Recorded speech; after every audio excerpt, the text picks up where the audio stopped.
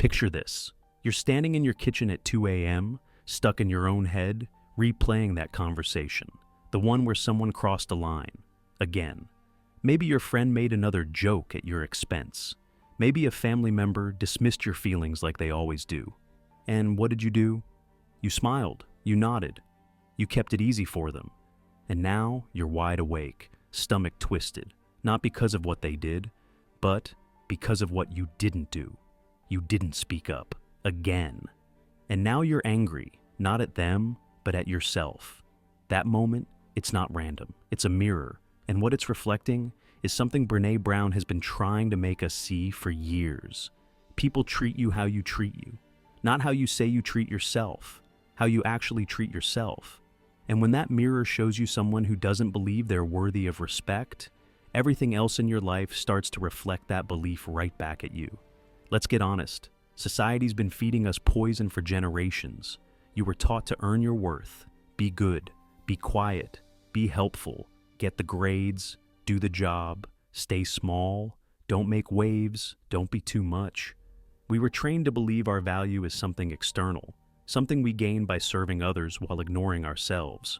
That our job is to be convenient, useful, agreeable, even if it costs us our voice. But that's a lie. One of the most damaging ones you'll ever believe. What Brené Brown's research shows, and what I want you to hear clearly, is this. You are worthy of love and belonging exactly as you are. Not once you lose weight, not once you achieve more, not once you're healed, right now, as is.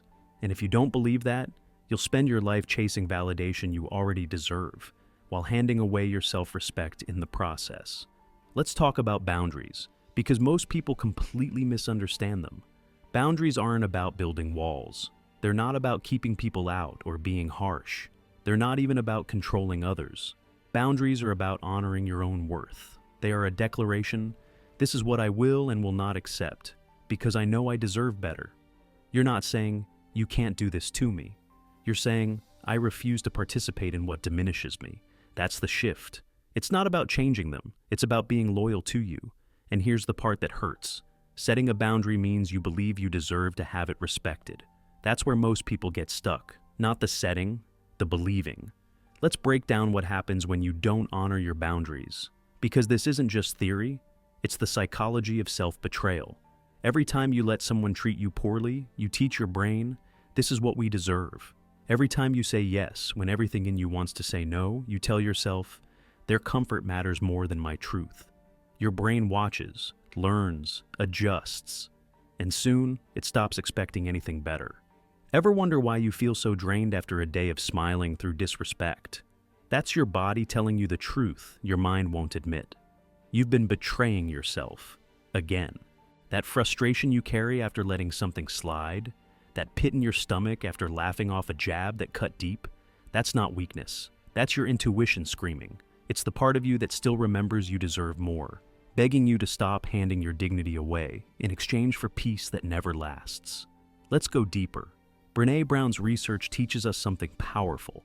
You can't give what you don't have. You can't expect others to respect you if you don't respect yourself. You can't demand boundaries if you break your own every time someone pushes a little.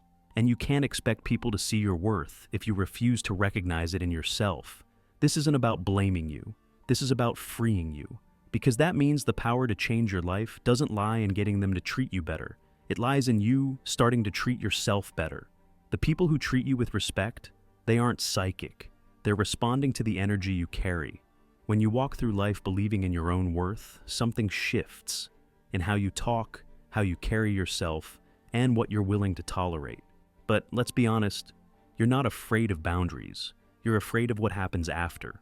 You're afraid of setting them and being ignored. You're afraid that if you finally believe you're worthy and someone disagrees, it'll prove your worst fear, that you're not enough. That if you stop accepting crumbs, you'll end up starving.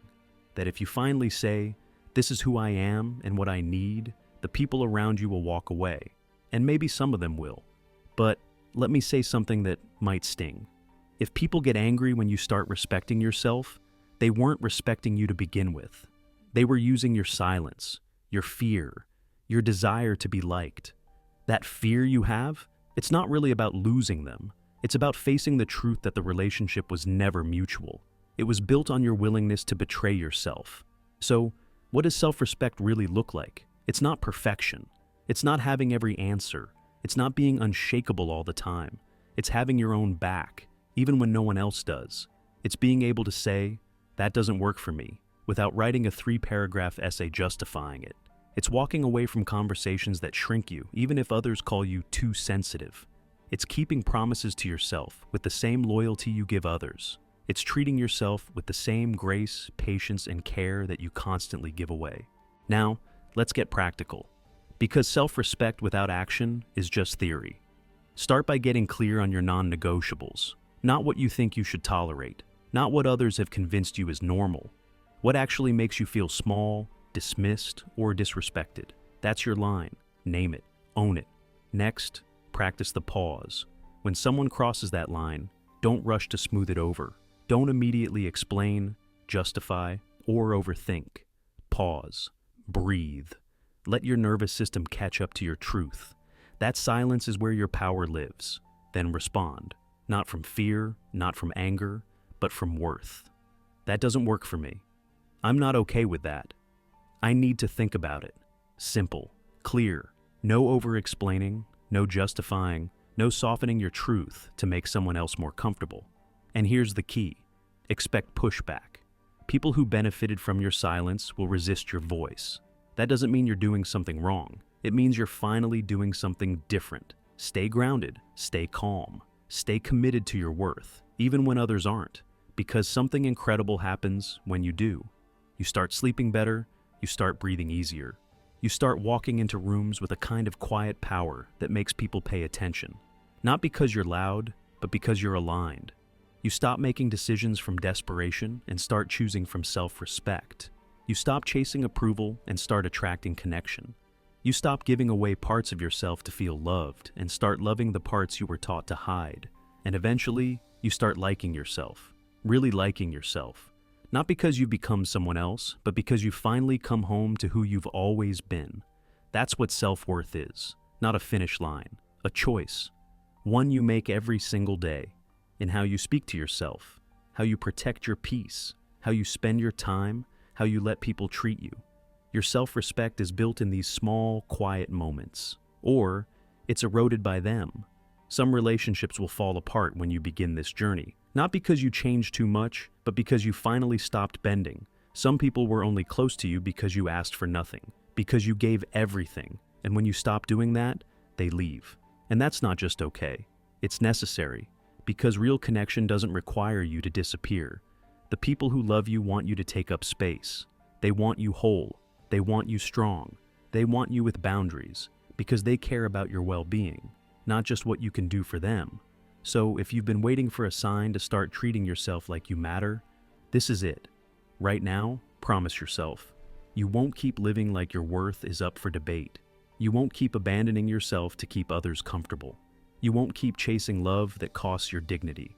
Instead, you'll honor your needs. You'll protect your peace. You'll believe in your value, even when no one else claps for it.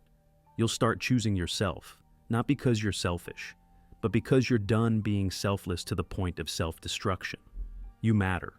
You've always mattered. The question is, are you ready to live like it?